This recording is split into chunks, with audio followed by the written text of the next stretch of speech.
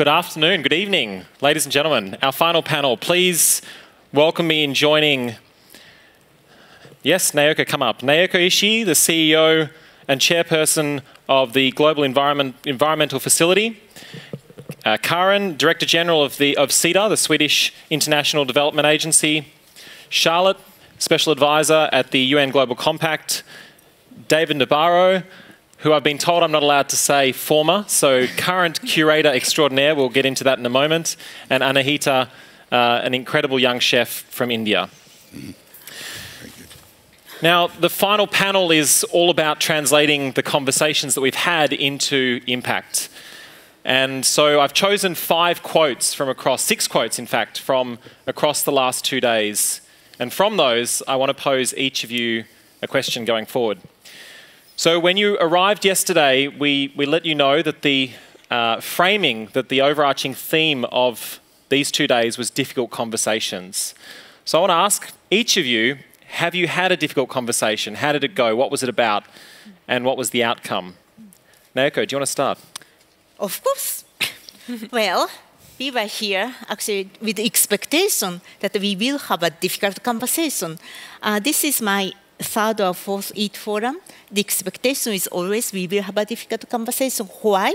Because in order to fix the food system, which is broken, we need to do things differently. We need a coalition, uncommon, unusual coalition of diverse stakeholders. Then the conversation is, of course, it's not easy. We have to, bring all different people coming from different backgrounds, different interests, different ideas, and try to solve one single important issue. So the conversation is supposed to be difficult and was difficult, but that is exactly what we need to fix this broken food system. So as expected, conversation was good enough to be difficult, and I am very excited to get out of something I really wanted this time again. So fruitful, difficult conversations? Yeah. Difficult conversations that have resulted in impact, or are going to? It has already impacted us or me or the GEF. I actually would like to thank the EAT Forum and not only this year's participant, but for the last 3-4 years participant, because thanks to the EAT Forum conversation, they help us, the GEF, to shape our the next 4-year investment cycle. Great. And thank you. Okay, so it's the difficult conversations that have actually gone back to shape your agenda. Our agenda, and it has been difficult, but I think we have been very successful. Great. And the challenge is how to implement it going forward. Great, we're going to get onto that in a moment. So Carin, you haven't been with us the whole 2 days, but can you tell us about a difficult conversation that has occurred in the last 48 hours? Oh, there are always difficult conversations of different kinds in private life around this theme, to be honest, but also, of course, in my work life in different ways. And I think that what links them together is sort of the need for me to find a way of installing a positive feeling around the future. I have many in my closest friendship and family who are vegans or vegetarians. I'm not. Is that a difficult conversation? Sometimes they tend to blame me on why climate change is occurring and many things. And I say it's maybe not my individual fault, but I will, of course, do my very best. And then I'm trying to explain to that But that's interesting, though, isn't it? Because it's the difficult conversation, the tension between what you do during the day, what you tell others to do, and what you do yourself. Exactly. Yeah. And it's interesting if one tries to, or if I try to find a way of linking what I do at work, which is heading the development agency here, the biggest development agency here in Sweden, trying to work with reaching the Sustainable Development Goals, install hope in my workplace and where my collaborators, the people I work with, and my families, maybe, they are the most difficult conversations, actually, in different ways. Well, maybe I won't go to everyone because we'll quickly run out of time. But Anahita, can I ask you, have you had a difficult conversation? So I think we've had a couple of very interesting conversations. What we're trying to do is something which is not easy. So we've got to question each other as to what's happening, what can we do to play our own individual parts. And I think, and I'm speaking from the chefs community, We've had some very, very important conversations about how we can impact and bring about that change. And I've been listening to things yesterday and today, every one of the speakers who bring something to the table. And it's been difficult for me to hear that as well, because I do come from a country where we do have a lot of people who go home hungry.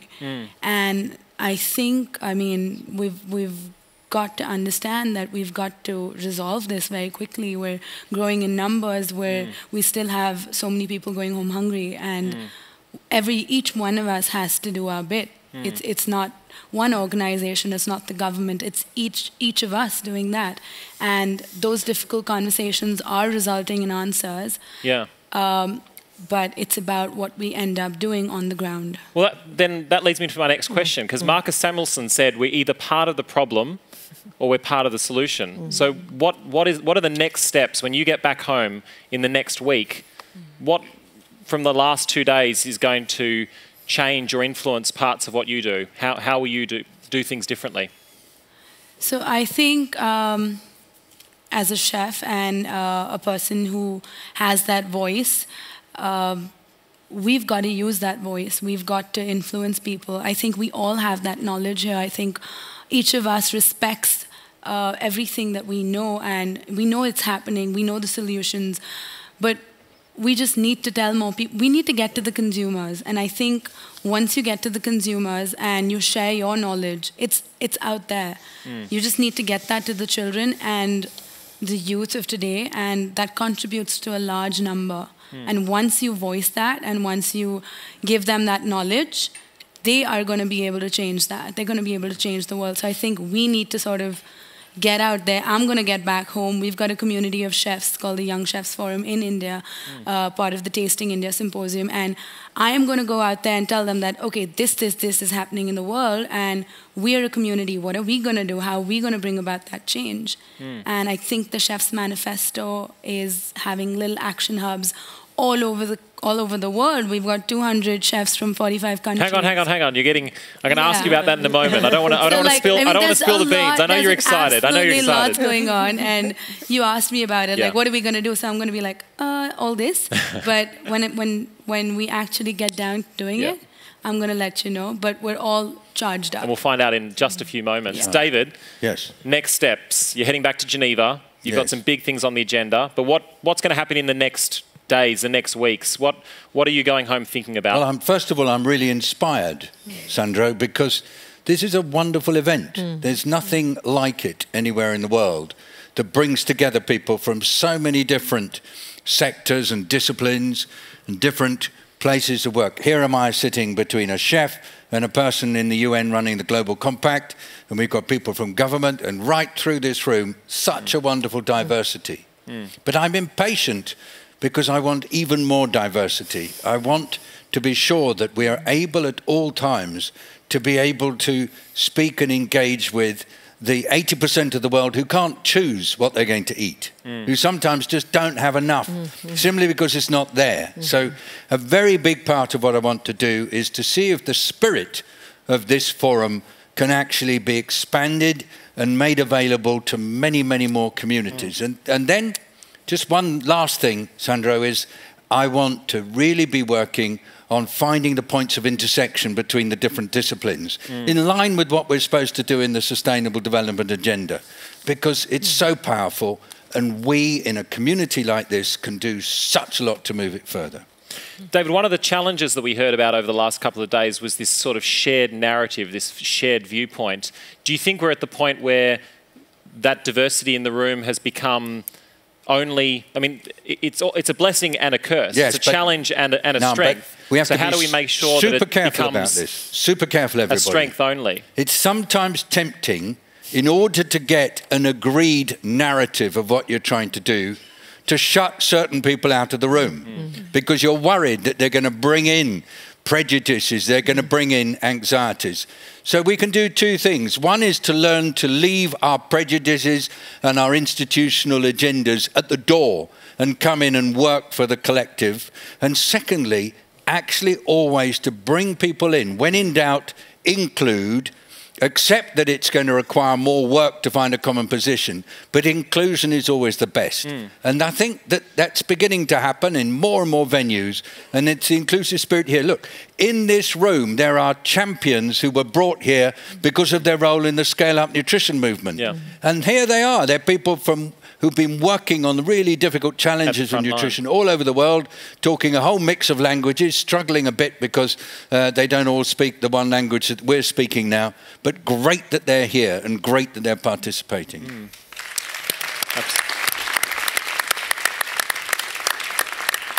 Charlotte, immediate next steps for you? Well, so immediate next steps for me is to bring all businesses from all sectors together to talk about how they can actually impact health. And back to what David is talking about, I mean, one of the big barriers for that is actually the skepticism and the lack of trust. I've spent most of my career in public health. In many years in the pharmaceutical sector, I thought that pharma was controversial. When I started up this initiative with the Global Compact to lead an effort to bring all businesses in to try and find a way of impacting and finding the intersections between them and health, I realized that food is by far the most controversial sector of all. And the lack of trust is actually keeping the food industry outside the door. There's no way in this world that we will be able to impact health without inviting the food sector inside. And I have to say, I mean, with the companies that I'm working with and understanding how deeply serious they are about trying to really, transform their business models. But this is one of the most difficult conversations, this classic tension between private sector and not all private sector. I mean, we take a very sort of naive framing and we think of private sector as one big group, but actually there's incredible heterogeneity. So how do we have you had those difficult conversations during the forum with anyone? I started the forum with being part of a very difficult conversation because it was all about the palpable disappointment in the room about the WHO high-level commission and report not turning out with a recommendation for a sugar tax. And this notion that we have a whole food lobby that's completely blocked progress once again. And I think that's a huge shame because, again, we're sort of stuck in this situation. I happen to know that many of the companies would not be that averse to something like that, as long as we can bring something like this in a constructive way. I mean, if we're sort of But how do we do that? So let's take the example of that. Exactly. The report comes out, the sugar tax is not in it. It's thought to be due to influence from parts of industry, but as you say, it's a small minority. So how do we have those difficult conversations? How do we move past and start to rebuild trust? Well, I think we have to take a much more sort of opportunities-driven agenda. Because at the end of the day, everyone are coming into this from a perspective of how can I take leadership? How can I make this my opportunity? So obviously today, particularly around the sustainable development goals, lots of businesses really want to come to the table, demonstrate leadership, turn this into a competitive edge. And once they're out there and we can give them a platform to talk about what they're trying to do, they will create a whole following of other businesses who want to be part of that. And when we're looking at the consumers, particularly the young consumers, that's what they want. They demand that. So we can create a whole market for this. And we need to allow them. So back to what you're talking about is also sort of not to sort of put everyone into the same box and say bad. But it's happening here, Sandro. Just to say, I was in a meeting yesterday where there was discussions between people from businesses alongside people from the public health community, alongside UN and others. And we were hearing businesses saying they are reformulating their products to reduce sugar, not to escape the sugar tax, though I'm sure that's somewhere in the mind, but because they think this is better, nutritionally better. And it's not just the companies deciding, it's because they've done their market research and they're finding that consumers want it. And it's come back to the we have some very interesting, wonderful circles, virtuous circles of transformation underway. But the challenge is to start to take these little acorns and grow them into great big oak trees. Yeah. And that's what I hope we will do by taking the spirit of the EAT Forum right out into lots and lots of different venues. But these are some of the most difficult conversations that we need to continue to have. I want to quote someone else. Howie Frumpkin said this afternoon, we need to make it fun, make it easy, make it popular, and I would add make it inclusive, which I think he would as well. David, you've touched on that. So in 12 months' time when we come back to Stockholm, how do you want to see a difference either in the world or in the platform that we've been part of over the last 2 days? Karen, can I ask you? In a year from now... Yeah, where do we need to be? What progress do you want to see? I would actually take two areas and relating them to the Sustainable Development Goals as such. Because reaching the goals, the areas that have been discussed here over the 2 days, they're all interconnected, and there are no sort of one single bullet thing that can fix all of this. I would like two areas to be progressed, and that is financing of the Sustainable Development Goals agenda and reaching much, much further in gender equality. If or when, let's use the word when, women have the same access as men to land, work, lease, whatever, maybe up to 150 million people will be lifted out of hunger. Simply by leading or living in gender equal society, we will eradicate hunger or lead to a better situation. So gender equality, I hope that we can push that agenda a lot further. The other one is financing. We have the Agenda 2030 and the Sustainable Development Goals are fantastic. They're all interlinked, and that is the challenge. And the biggest challenge is, of course, to find financing. Development cooperation and development aid will never solve all of these poverty challenges that we are in.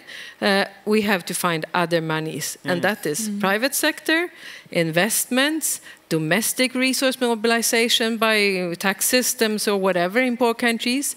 And I hope that next year we will, some of us anyway, will have been at the financing for development in New York, and that there will have been clear developments on the financing agenda.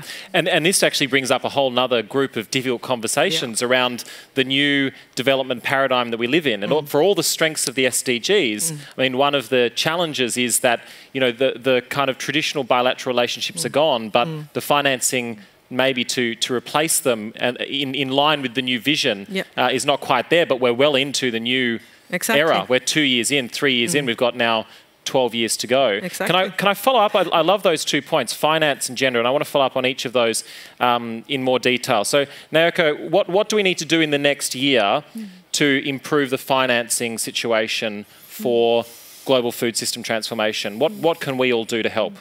Actually, I just mentioned that my donor have actually committed last month here in Stockholm, actually 4 billion, and out of 4 billion, that actually $500 million is dedicated to food system. To me, it's a major, major victory that we should all congratulate ourselves, because it requires that the breaking silos in many ways. The food system, to implement it, we have to create this the value chain that which connecting from smallholder farmers to consumers at the end of the value chain. It also needs to create a landscape that the vertical chain from national government to the jurisdiction to again the consumer and the supply smallholders. So how we could really de-silos this the vertical way, actually horizontal way. So that is something that very, very critical for this $500 million to make some change. $500 million doesn't solve the problem, but that $500 million can help that the countries to really think about how to de-silo in their own jurisdiction, how to create this unusual the coalition among diverse stakeholders. So next 12 months, I really would like to work with all of you to make sure that country gets the right information, right the policy scope to utilize that small part of the resources to go for it. But so it's easy to say, but it's so challenging because each one of us kind of being challenged, because to make it happen, each one of us, and from government to the public institution to the business to the financiers, to get out of their own comfort zone, because we were still very much organized by ourselves, the traditional sectoral approach. To make it happen, to make it successful, can we, each one of us, to be courageous enough to get out of this institutional comfort? Just want to say chapeau to Naoko for the work that the Global Environment Facility is doing to increase resources available for work on food systems and land use systems. It's marvelous because they're using resources to encourage integrated approaches. Beautiful. We all need to do it right. Thank you. Beautiful. And Carin, you made a second point around gender equality. Yeah. And so, Anahita, can I ask you a question? So you're quite unique. You're young and you're female, and you run not only one kitchen that you've been running since you were 23, but you run multiple kitchens, and you ran the kitchen well and truly with me on the stage in front of a few thousand people on the weekend, and I thoroughly enjoyed that experience. What can we all do in the year ahead to help to ensure that there are many more people like yourself, young female leaders in the food system, leading the way, visionaries that are given a platform and a voice to create the change and be part of the change in the next year ahead? So Sandro, I think, I mean, what we did on stage at SMACA was fantastic, because I think we got to communicate with so many people and just consumers. And we prepared a dish, a millets dish, which was from India. And with that one dish, we did not just give them that to taste. We did not just make them feel good that, oh, you know, a chef is on stage and we're cooking. But I think it was communicating that this is a product and this is what you can make at home. And you can go and cook at home. And I think a lot of people have sort of lost contact and touch with cooking. And a very effective way that you're using, that you're communicating, sorry to interrupt, a really effective way that you're using to communicate. And we actually had a number of incredible young, and now I think about all female communicators through social media. We had a number of people here this week who are influencing hundreds of thousands of their peers through social media. And that's something that you do as well. You have more than 40,000 followers on Instagram that you reach every day, that you inspire with your cooking and your cuisine. Is that part of the solution, do you think, these emerging technologies? I think, I mean, social media is great if you use it to your best. And that's what I see with the followers in India, and that's what I see, I even saw at SMACA with you, that I think if you communicate and tell them what's happening, if you teach them a recipe, people are interested, people want to learn, people want to get their hands into things. And I do feel that maybe we've just kept that away from them for so long. Maybe we've made everything too convenient for everyone so long. And sustainability starts at home. And it's, I'll give you an example of something that we do in India. So if we cook lentils and we cook a vegetable dish, and we've eaten dinner, we will not throw out. We will finish what's on our plate. And if my mother saw something on my plate and I wouldn't finish it, I was stubborn. And she was just like, okay, you don't want to have it? I'm going to pack it, have it for lunch tomorrow. You don't want to have it for dinner tomorrow. Till the time you don't finish that. And I think from such a young age, we realized and we respected that food because we didn't have so many choices. And we didn't demand. We really got what was there on our table, and we were happy. I mean, I look back, I feel happy and I feel blessed to have food on our tables. And I think a lot of Indians, and I'm not only talking about Indians, I think everyone here, if we can bring about those small changes, we can not waste food on our plates. We can use those leftovers and use them for breakfast or lunch, make a sandwich, make a salad. Don't throw it out. You get so much paper today while you have gifts coming in. Everyone just throws it away. At home, I would use that paper. I would reuse it. We would wrap gifts in newspaper. So we can make those small steps. And I heard Lauren speaking yesterday, and I went up to her and I told her, "You're such an inspiration." Incredible. Because if each one of us can reduce trash, if each one of us can start reusing, recycling, and not wasting food, it's a crime to waste food. It's just, I mean, nobody should be doing that. And this is interesting because, again, we've come back to the individual level. And Naoko, your intervention was very much at the global, the big picture level, but actually they're deeply linked because, as you say, we all have a stake in the food system on the plate in front of us. You know, we all have a stake, if we're lucky, not S-T-E-A-K, but we all have a stake 3 times a day. Many of us on the planet don't, and I take that as a great point also, David, that we need to remember, but that it is a democratized tool. And it reminds us of the interconnected, universal nature of this one common challenge. You know, we've got one planet, we've got one ocean, we've got one food system.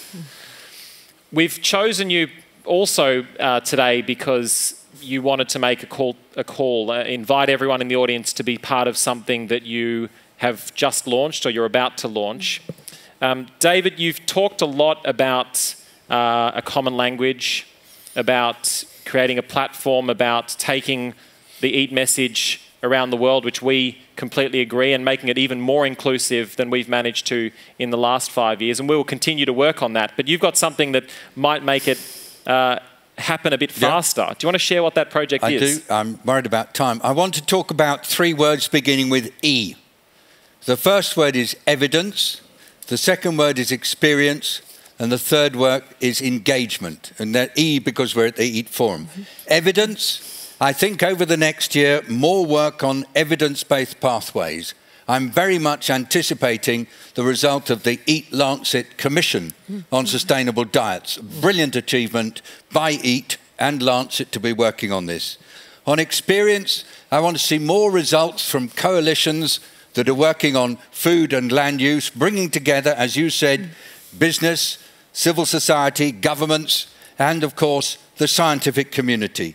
And then engagement, and this is the main thing, is finding ways to engage all the different actors so they use the evidence and experience well and can really get a shared narrative. And for that we are tomorrow launching something called the Food Systems Dialogues. Dialogues that will take place all over the world, at local level, at national level, at regional level and globally, by experienced facilitators who will be mentored and supported. It's an activity that's coming out of the work of EAT, the World Business Council on Sustainable Development and the World Economic Forum, but designed for everybody. And as we've said in this group here, bringing together people who don't normally talk together, who are often excluded, but helping them all to be part of the effort to develop a narrative that we can all agree to. A bit like the 2 degrees centigrade on climate, which has been such a unifying and frankly, very, very powerful mobilizing force.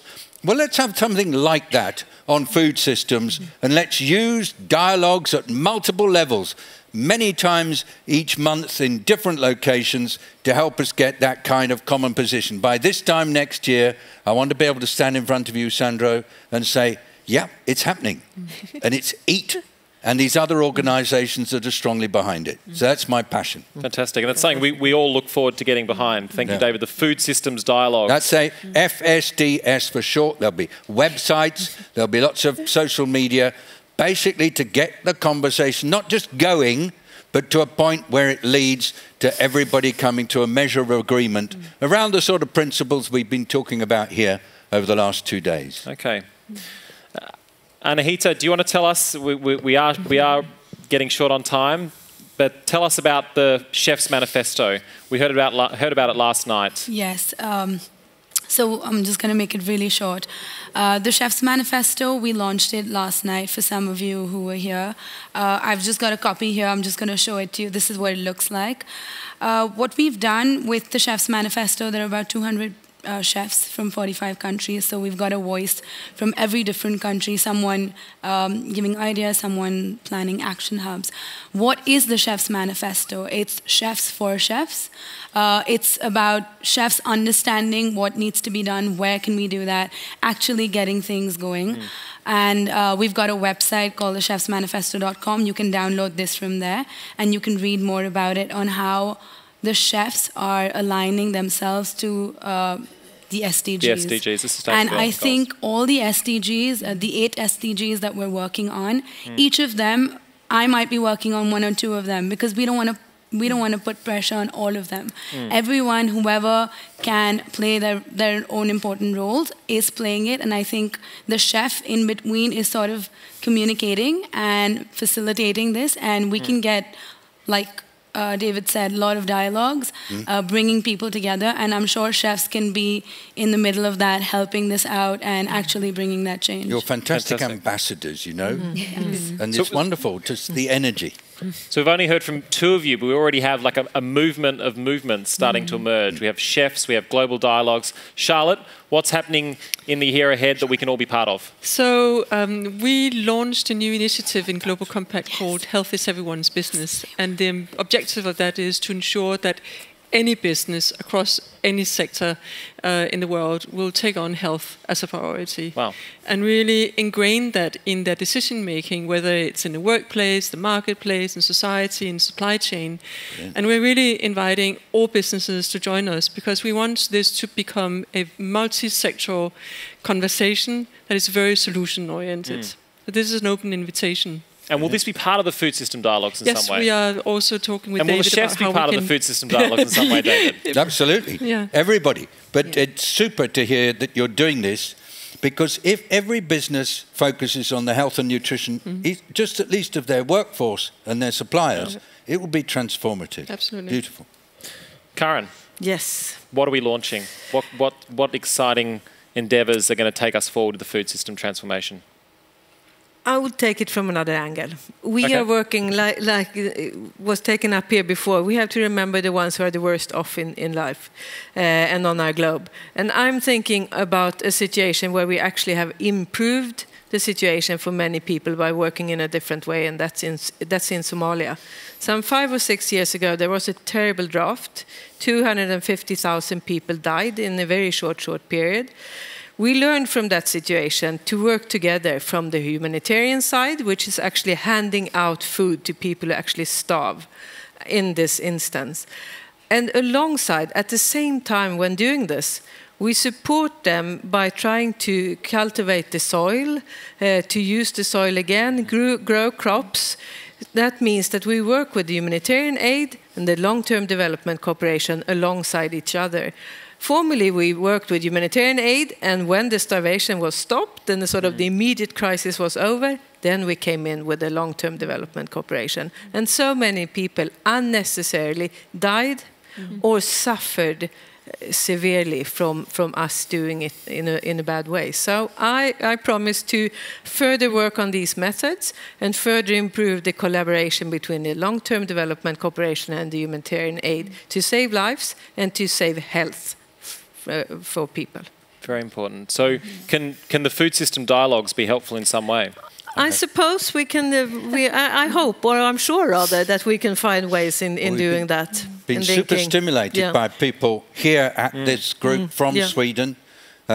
Minister Lövin gave a very, very powerful presentation on the importance of inclusion. So yes, absolutely. And is business at that table as well, Karin, in some way? Yes, they are in different ways for providing things, but also helping with methods. Yeah, of course. And Naoko?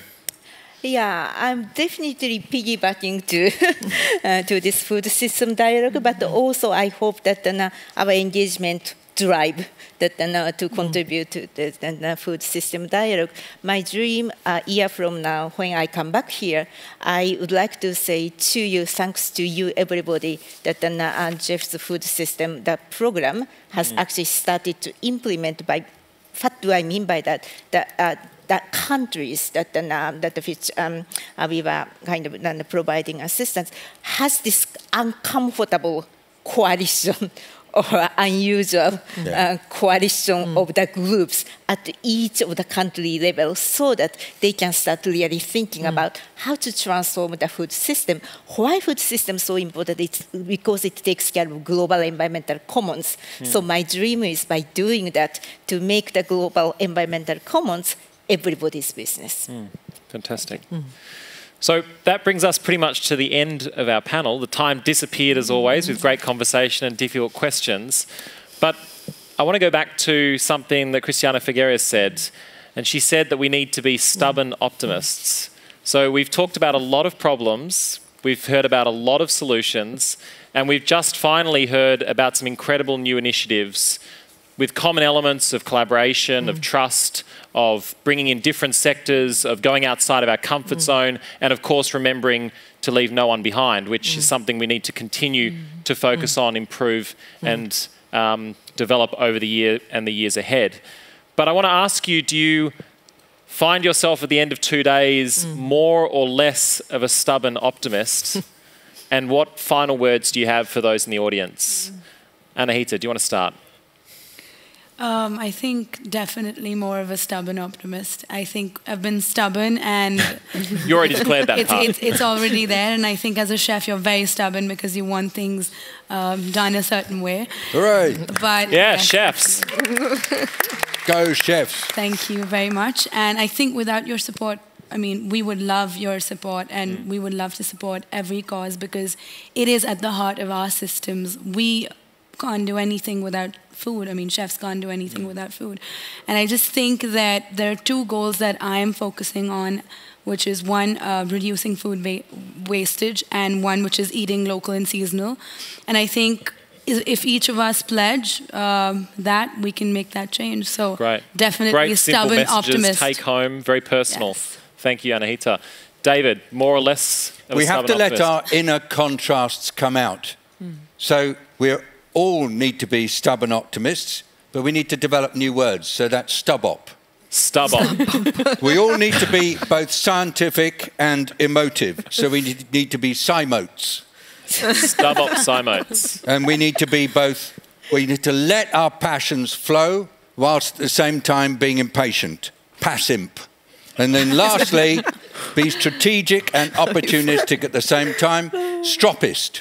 So we have some new words that we can take away with us that will drive us forward to what we've got to do. Thank you, David. It's going to take us a year to learn those, but thank you very much. I'll put them on Twitter. Can we do social media? Charlotte? We'll do it. Yeah. Charlotte, are you a stub-op, simops, passive, stroppist?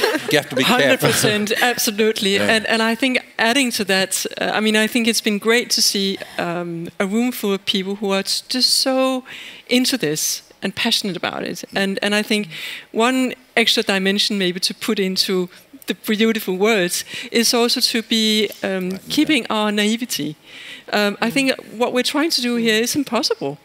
I mean, it's like the bumblebee. It doesn't know it can't fly, but it's doing it anyway. And I think we need to sort of adopt that and do the impossible. Because it's going to be super difficult. We have to change so many things.